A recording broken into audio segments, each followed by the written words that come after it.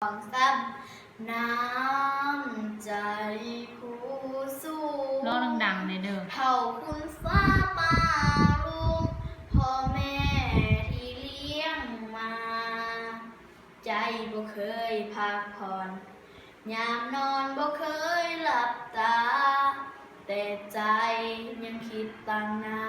หานักเรียนยามนอนก็คอยคิดซ้ำบทสอนสามฝัน ให้นักเรียนนั้นก้าวหูสู่โลกใหม่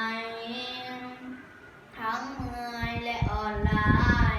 น้ำตาจะหลับไหลแต่ใจ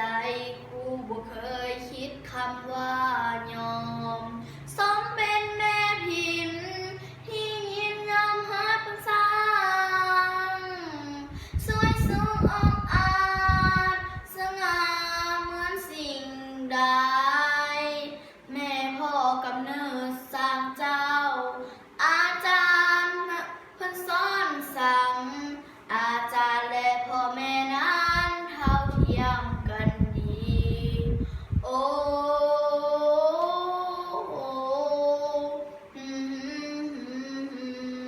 นานานาขอบใจ